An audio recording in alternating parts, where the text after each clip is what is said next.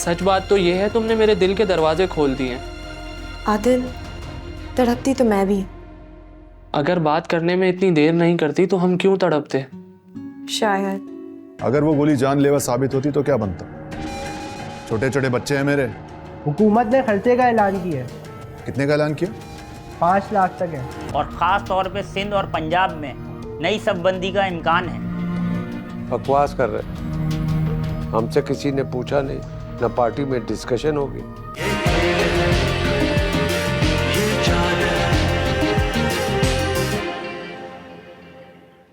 वैसे आपका यहाँ कैसे आना हुआ? जाहिर है कि जब कोई कांटेक्ट नहीं होगा तो मेरा फोन नहीं उठा रही हो, बात नहीं हो रही है और मैं तुमसे मिलने चला। बड़े साहब और उस खातून के बीच सियासी ताल्लुकात के अलावा और क्या हो सकता है? कुछ ज्यादा बातें नहीं बनाने लग गए तुम? बात से बात याद आई कि मैं अजीज से मिलने गया था। इतने थोड़े से टाइम में जो तुमने नाम कमाया ना, वो किसी के बस की बात नहीं है। तुम बताओ मुझे अब क्या करना चाहिए? हम सिर्फ फैक्ट्स और बयानात की रोशनी में काम करते हैं मिस्टर। और civil society facts behind the fact भी देखना चाहती है। मुझे कोई एतराज़ नहीं। लेकिन तुम्हें पता भी है कि तुम कितनी देर से कमरे से बाहर नहीं निकली हो। तो इसमें क्या है मामा? क्या मैं अपनी मर्जी से अपने कमरे में भी नहीं रह सकती? मुझे इस बात से कोई गिला नहीं है अगर आपका दिल कहीं और लग गया। ये हमारे लिए कोई बड़ी बात नहीं है। क्या वो मुझसे ज़्यादा खूबसूरत, मुझसे ज़्यादा अच्छी है? तानिया देखो, अगर तुम मुझसे नहीं मिली तो मैं तुम्हारे घर चला आऊंगा। ये तुम क्या कह रहे हो? इसके अलावा मेरे पास कोई और रास्ता नहीं है। बताओ, मेरी तड़प का तुम्हें कोई एहसास ही नहीं है?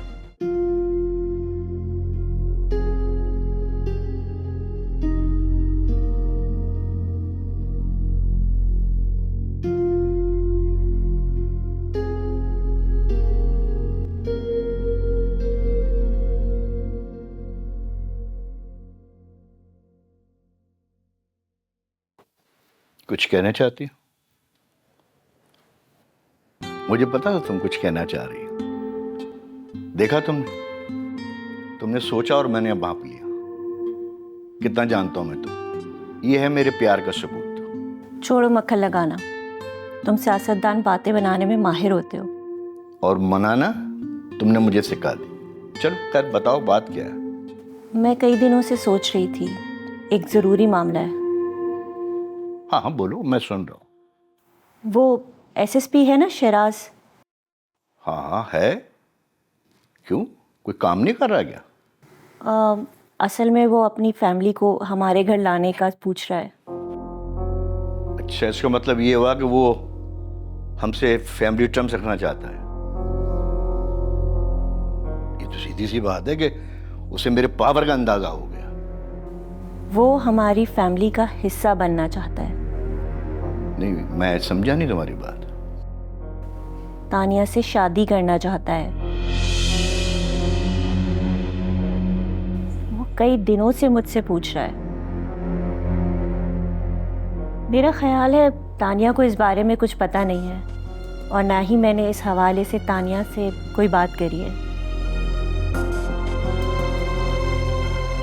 तुम्हारा क्या ख्याल? तानिया से पूछना पड़ेगा। हाँ हाँ, मेरे ख्याल में अच्छा रिश्ता है और शिराज की रेपुटेशन भी अच्छी।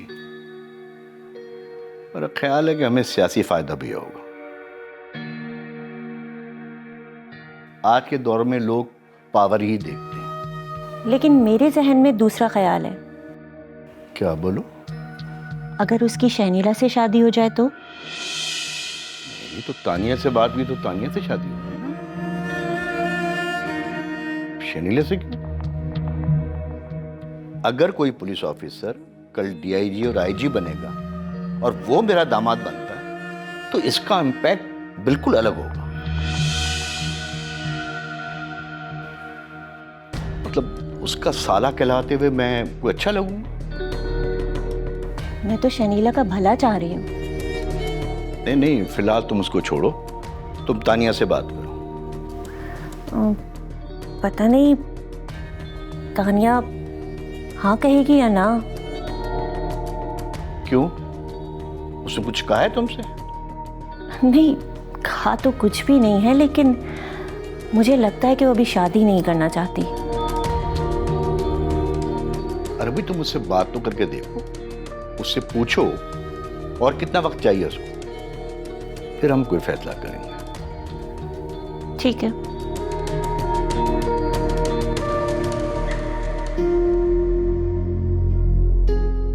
आंटी जवाब क्यों नहीं दे रही? लगता है मुझे कोई दूसरा रास्ता निकालना पड़ेगा।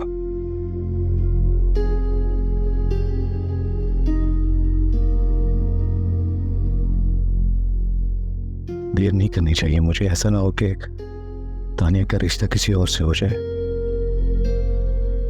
डायरेक्टली घर वालों को बुलाकर बात करने के लिए भेजता हूँ।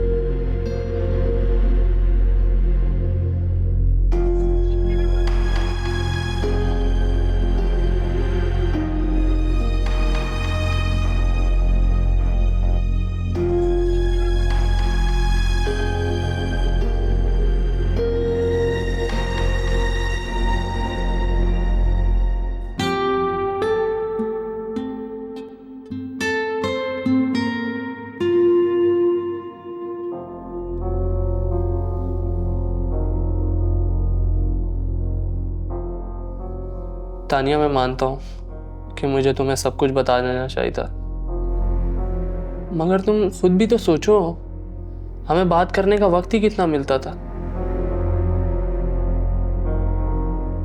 तुम्हारी मौजूदगी में या फोन पे बात करते वक्त जो वक्त मिलता भी था पता ही नहीं चलता था, इतनी जल्दी गुजर जाता था।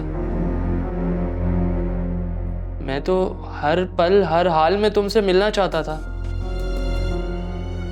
माजी की गलियां इतनी तंग और बेतरतीब रही हैं कि मैं तुम्हें इनमें भटकाना नहीं चाहता था। मैं नहीं चाहता था उन खारदार रास्तों पे चलना, तो दूर तुम्हें उनका पता भी हो। मैं इन्हीं रास्तों से रास्ता निकाल लेती, बंद गलियों से भी रास्ता निकल जाता है। ये तो तंग, बेतरतीब और खारदार गली। हो सकता है मैंने गलत सोचा हो, मगर मेरी नीयत में खोट नहीं था। मैंने तुम्हें बताया ना, मैंने फायजा के लिए सिर्फ रिश्ता भेजा था। अगर मैं उससे वाकई मोहब्बत करता तो मैं उसे भुला नहीं पाता। हो सकता है कि तुम अब भी उसे भुला ना पाए हो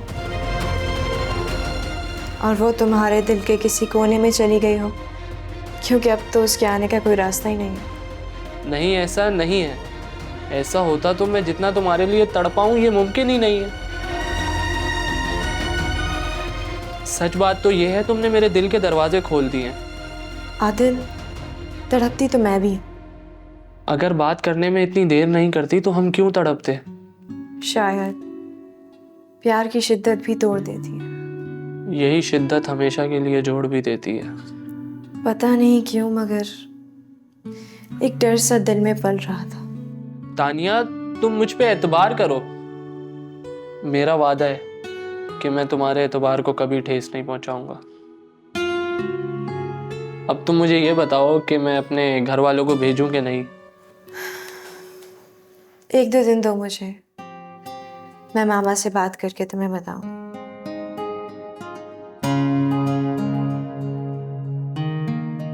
अरे जानी, मैं तुम्हें ही याद कर रही थी। तुमने बोला था तुम मुझसे मिलने आओगी, क्यों नहीं आई? तुम्हारा लहजा और अंदाज बता रहा है कि तुमने खुद पे काबू पा लिया है। तीर बिल्कुल निशाने पे लगा है। मेरी जान, गिरने के बाद उठना भी पड़ता है। सिर्फ उठना ही नहीं, चलना भी पड़ता है।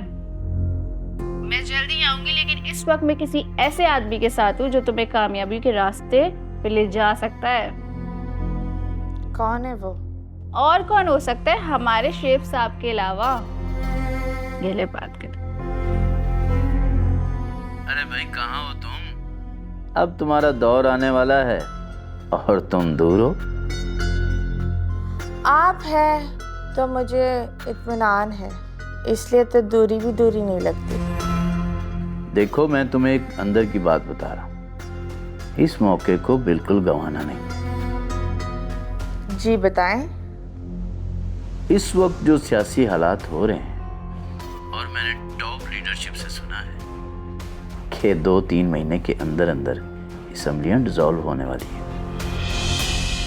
देखो अजमत, सियासी सरगर्मियां तेज हो गई हैं और जो सिस्टम के लोग हैं उन्होंने बड़े साहब के गिर्द घेरा डाल दिया है। लेकिन अभी तो हुकूमत का काफी टाइम बाकी है। यहाँ पर महबूब, मौसम और सियासत पर भरोसा करना ऐसे ही है जैसे खुद को पहाड़ से नीचे गिराना। पर आप पर तो मैं भरोसा कर सकती हूँ ना। अगर मैं इन तीनों में से नहीं हूँ तो फिर कर सकती। लेकिन मैं तो आपको अपने खैर खाओ में समझती हूँ।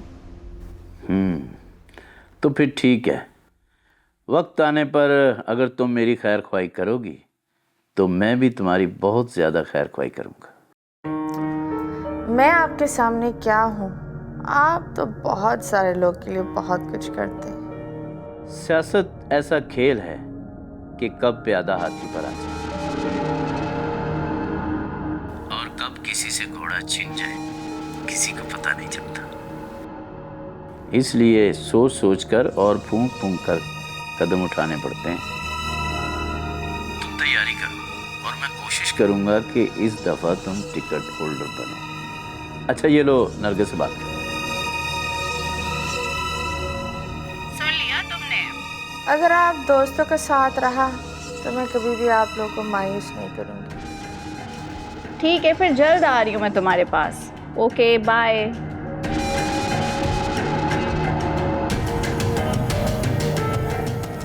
यार तुमने तो इसको बहुत बड़ा आसरा दे दिया है। सियासत क्या है, मैंने तुम्हें पहले ही बताया था कि ये एक ना एक दिन पावर कॉरिडोर्स में आ ही जाएगी। तो फिर क्यों ना हमारे तवज्जुह से इसे स्पेस मिले। देखो नरगिस, पुराने चेहरों को औकात में रखने के लिए ये बहुत ज़रूरी है कि नए चेहरों को सामने लाया जाए। मुल्क में क़ब्ल इस वक्त नए इंतखाबात के हवाले से शहर में ख़बरें गर्दिश करने लगी हैं। इस हवाले से इस्लामाबाद में मौजूद सीनियर सहाफ़ी और तज्ज़िया निगार ज़मान साहब से बात करेंगे और किसी हुकूमती नुमाइंदे से भी रब्ता करने की कोशिश करेंगे। जी ज़मान साहब, आप बताइएगा, अचानक इंतखाबात के चर्चे होने लगे, क्या वजूहात हैं? ये बात बिल्कुल दुरुस्त है कि शहर इक़्तिदार में कुछ बाखबर हल्के ये बात कर रहे हैं। ये बात बिल्कुल दुरुस्त है कि वज़ीर आज़म ने अपनी पार्टी क़यादत से ग्रीन सिग्नल मिलने के बाद अपने साथियों से मशवरा भी किया है और चंद महीनों के अंदर वो असम्बलियों को डिसॉल्व भी कर देंगे। इतना बड़ा कदम उठाने की क्या वजूहात सामने आई? मेरी हुकूमती ज़राए से बात हुई है। उसकी वजह यह है कि अपोजिशन को बावर कराना है कि इलेक्शन जब भी होंगे हुकूमती पार्टी ही जीतेगी। मेरा ख्याल है कि अपनी कारकर्दगी पर उठाए गए सवालात पर रिस्क लिया जा रहा है और मैं समझता हूँ कि ये 3-4 महीने ऐसे ही खींचना चाहेंगे। यूँ इनकी हुकूमत की मुद्दत मुकर्रर वक्त से पहले ही ख़त्म हो जाएगी। आपके ख्याल में इससे उनको फ़ायदा होगा? ये कहना कबल इस वक्त है, मगर इस दौरान नई सियासी अलाइनमेंट होगी और उम्मीदवारों को भी अंगेज रखेंगे ताकि वो इधर उधर ना हो जाएं। और ख़ास तौर पे सिंध और पंजाब में नई शबबंदी का इम्कान है। बकवास कर रहे, हमसे किसी ने पूछा नहीं, ना पार्टी में डिस्कशन होगी, तो खबरें देने चलेंगे।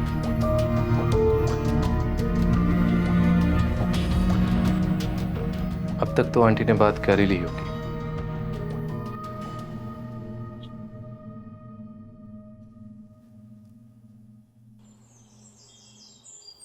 मुझे तो यकीन है तुम्हारी जल्दी शादी हो जाएगी।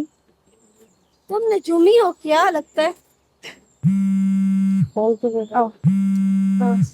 एक सेकंड मैम। ओके।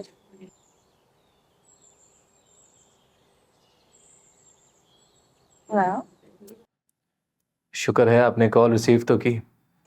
जी मैंने कॉल अटेंड कर ली है, तो अब फरमाएं आप क्या कहना चाहते हैं? बात तो आंटी ने आपको बता ही दी होगी और उसकी वजह ये है कि आप मुझे बहुत अच्छी लगती हैं। एक्सक्यूज मी, ये आप क्या कह रहे हैं? आपकी यही अदाएं ही तो हैं इसीलिए तो आपके घर रिश्ता भेजा है। बस चंद ही दिनों में मेरे घर वाले आपके घर आने वाले हैं। मैं आपसे थोड़ी देर बाद बात करता हूँ।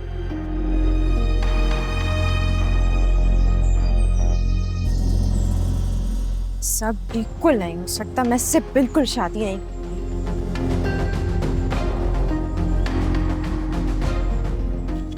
खैर तो है तान्या? किसका फोन था तान्या? खैर तो है तानिया? ऐसी कोई बात नहीं है, बस कोई खामखा फोन कर रहा है। उसे मालूम नहीं किस आपके नजदीक आना चाहता है।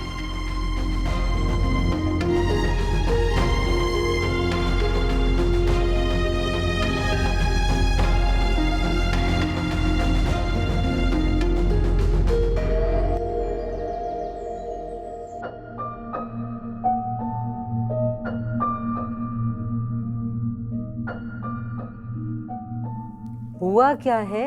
20 चक्कर काट चुके हो यहाँ के।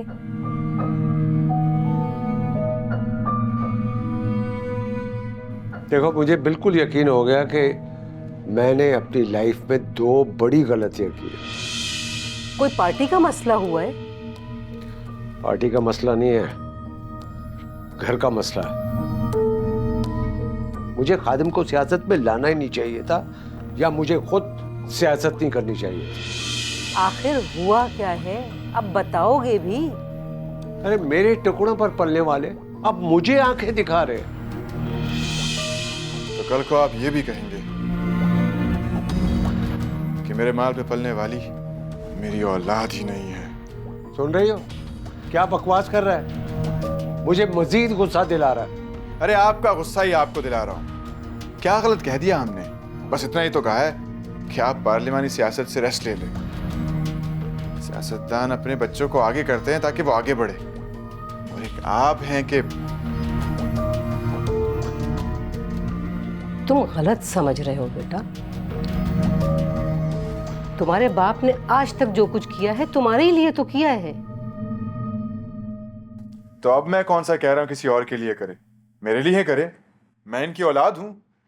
देखो, तुम्हें अपने वक्त के आने का इंतजार करना चाहिए, वरना सियासत तुम्हें खा जाएगी। अरे और कितना इंतजार बाबा? आप समझते हैं कि मेरी सियासत आपके बगैर कुछ भी नहीं? आपको समझना चाहिए कि आपको मेरी सियासत और मेरी काबिलियत की जरूरत है। मेरी सियासत आपके बगैर और आपकी सियासत मेरे बगैर कुछ भी नहीं। सर, अपनी ये बकबक बंद करो, और तुम मेरी हैसियत को चैलेंज मत करो। जो मेरे मुखालिफिन नहीं कर सके, तुम क्या करोगे? आप भी कुछ अकल से काम लेना। क्या कह रहे हो? तुमने अपने बाप को ये कहा? हाँ, क्या कहा तुमने? तुम लोगों ने तो मेरे घर आना ही छोड़ दिया। आ जाओ ना किसी दिन नायला और समीना के साथ घर पे। यार नहीं, मेरा तो फिलहाल आना बहुत मुश्किल है। वो बड़े साहब और छोटे साहब। बेटा, बाप से इस तरह बात नहीं करते। मैं नहीं हूं उसका बाप। ऐसी नाखलफ औलाद से तो अच्छा है कि औलाद ही ना हो।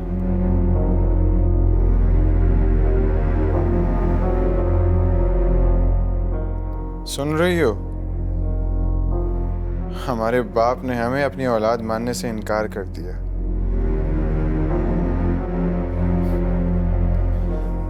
माँ, आप जुनैद साहब को बता सकती हैं कि मैं उन्हीं की औलाद हूँ। ये क्या बकवास कर रहे हो? तुम्हें शर्म आनी चाहिए। शर्म उन्हें आनी चाहिए जो अपनी औलाद को औलाद ही नहीं मानते। कमीने, बदतमीज। तो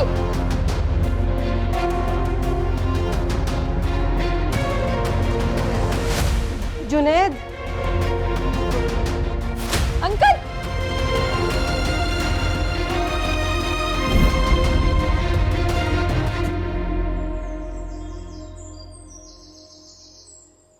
तानिया, तुम कहाँ हो? मैं मुसलसल कॉल्स कर रहा हूँ।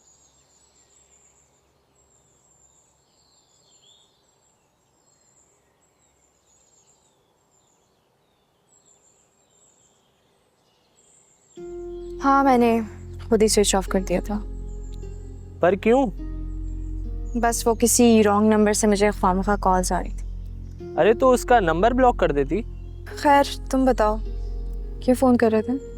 अच्छा, मैं वो कल एक सेमिनार के सिलसिले में इस्लामाबाद जा रहा हूँ, परसों वापसी आ जाऊँ। ठीक है, जाओ, हम फ़ोन पर बात करते रहेंगे। लेकिन मैं चाहता हूँ वापसी आके तुम्हारे पेरेंट्स से बात करूँ। कुछ दिन ठहरो और मुझे थोड़ा टाइम दो। मैंने कहा था कि मैं मामा से बात करूँ। यही तो, मैं भी यही कह रहा हूँ कि तुम जल्दी आंटी से बात करो।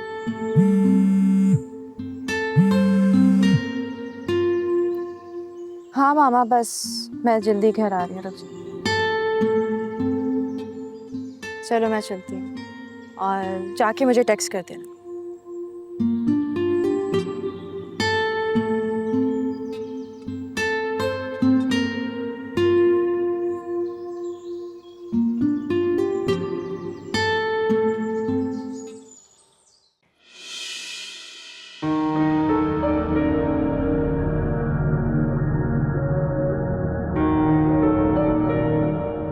अच्छा, पता था मुझे कि मेरे जख्मी होने पे सियासत होगी। अब देखो अजीज, मामला तो सियासी लगता है, इसलिए सियासत तो होगी। तुम बताओ कौन हो सकता है इसके पीछे? तुम इस तरह क्यों देख रहे हो? मुझे लगा था कि तुम लोगों ने अब तक पुलिस पर दबाव डालकर मालूम कर लिया होगा। तुम लोग तो उल्टा मुझसे सवाल कर रहे हो। हमारी तरफ से पूरी कोशिश जारी है, धरने और मुजाहरे भी किए जा रहे हैं। और भाई, धरने और मुजाहरे तो छोटी छोटी बातों पे कर लेते हैं हम लोग। गोली खा के बैठा हूं मैं, अगर वो गोली जानलेवा साबित होती तो क्या बनता? छोटे छोटे बच्चे हैं मेरे। हुकूमत ने खर्चे का ऐलान किया है। कितने का ऐलान किया? 5 लाख तक है। इतने बाइक से टक्कर खाता ना, उस पर ही 5 लाख मिल जाते। ये इब्तिदाई खर्चे के हैं। तुम ये बताओ कि क्या तुम्हें किसी ने धमकी दी या कोई स्टोरी?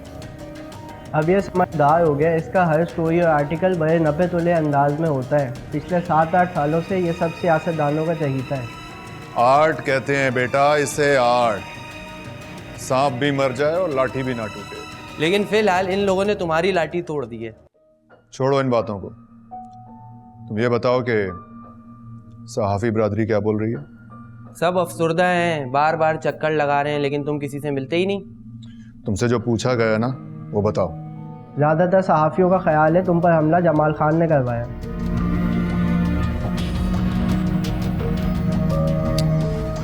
नहीं,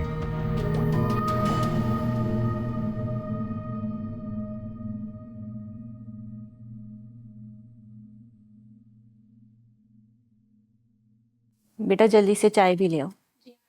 हाँ, चाय का इंतजार कर रहा। अच्छा बात सुनो, अरे भाई सहमा, तानिया ने बड़ी देर कर दी, अभी तक आई नहीं। अभी पहुंची है, आती होगी।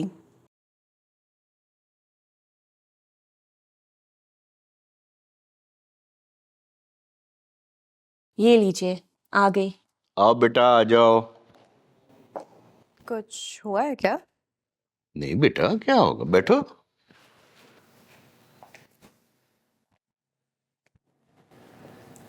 वो तानिया, तुमसे एक बात करनी थी ज़रूरी। कहें। दरअसल हम तुम्हारा रिश्ता करना चाहते हैं, अगर तुम हाँ करो तो। बट मामा फिलहाल तो।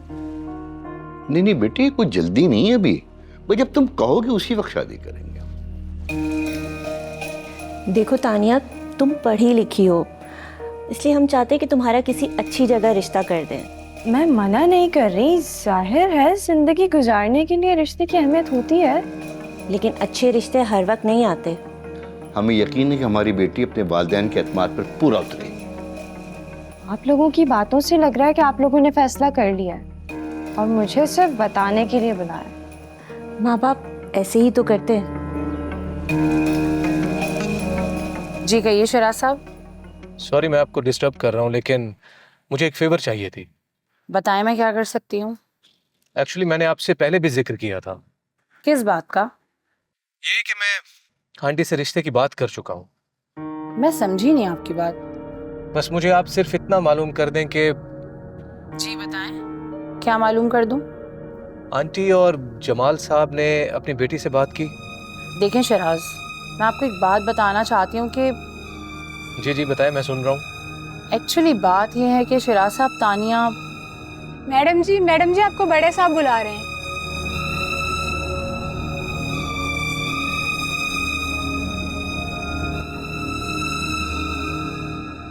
देखो तानिया, हम ये नहीं कह रहे कि वही करो जो हम कह रहे हैं, हम सिर्फ तुमसे मशवरा करना चाहते हैं। मैं भी तो यही कह रही हूँ कि आप लोग मशवरा करें, लेकिन ऐसा लग रहा है कि आप लोगों ने फैसला कर लिया।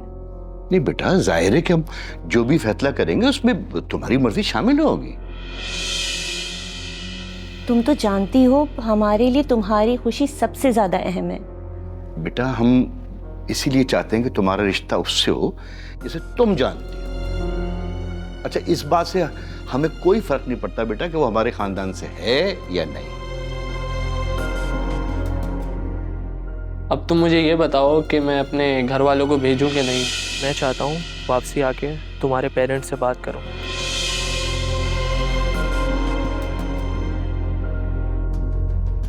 देखो, ये जो एसएसपी शिराज है, ये एक खानदानी लड़का है।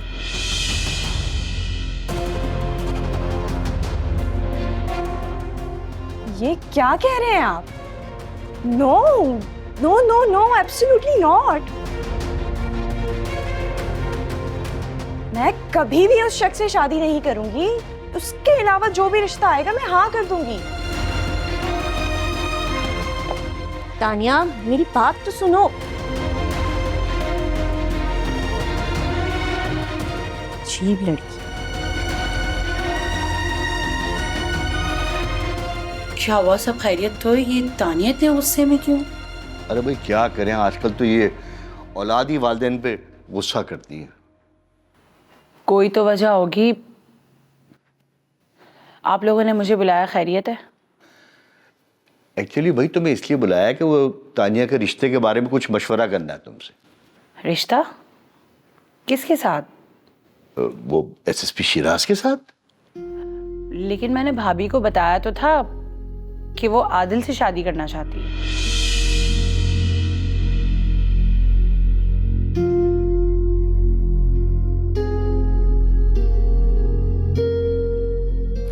तुम्हें क्या जरूरत थी मेरा नाम लेने की, और खास तौर से आदिल का नाम लेने की? तो भाभी कब तक छुपाते? हाँ, इस घर में एक तुम ही तो समझदार हो।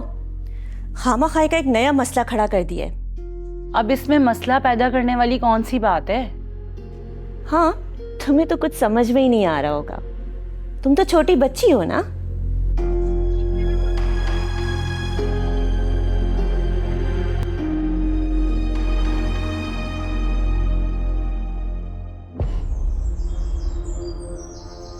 आपको हॉस्पिटल से वापस नहीं आना चाहिए था। अरे कैसे रुकते हम? अम्मी हमारी बेइज्जती कर रही थी सबके सामने। तो कम से कम मुझे ना बुलाते आप। पर अपनी पर्सनल बातें किससे करता है? अच्छा, डॉक्टर ने क्या कहा? फिलहाल खतरे से बाहर हैं, लेकिन अब्बा को ये बात समझनी चाहिए। कब्र तक सीट के साथ चिमटे रहना चाहते हैं।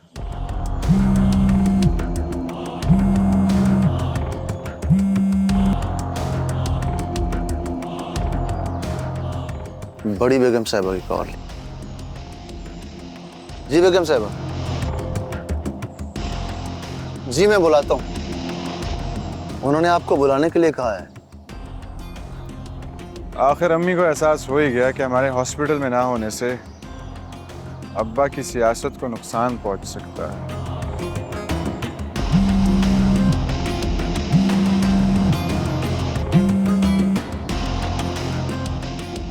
अजमत साहिबा की कॉल है।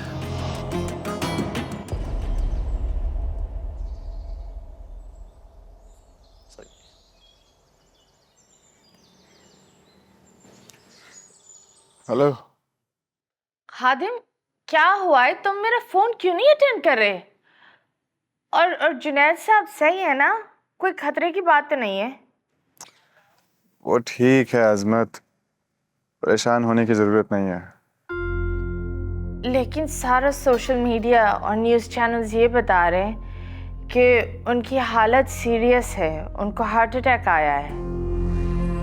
अरे तुम्हें तो अंदाज़ा है अजमत कि सियासतदानों को कुछ भी होता है तो ये मीडिया वाले बढ़ा चढ़ा कर पेश करते हैं, कोई ऐसी बात नहीं है। लेकिन ये तो बताओ उनको हुआ क्या है यार? अरे कुछ खास नहीं, वो हाइपरटेंशन की वजह से बेहोश हो गए थे। मैं ऐसे करती हूँ, मैं अभी निकलती हूँ और हॉस्पिटल आ रही हूँ, तुम वहाँ हो ना? अरे वहाँ कहाँ जा रही हो, छोड़ो ना वो, तुम मेरे पास आ जाओ, मुझे तुम्हारी ज़्यादा ज़रूरत है। क्यों, अब तुम्हें क्या हुआ है? तुम क्या हॉस्पिटल में नहीं हो? क्या तुम्हें भी अब हाइपरटेंशन हो गई है? ओ अजमत, इतने मुश्किल सवालों का जवाब मैंने इम्तिहान में भी नहीं दिया। ये अपना एग्ज़ाम पेपर अपने पास रखो। ठीक है, मैं हॉस्पिटल आ रही हूँ।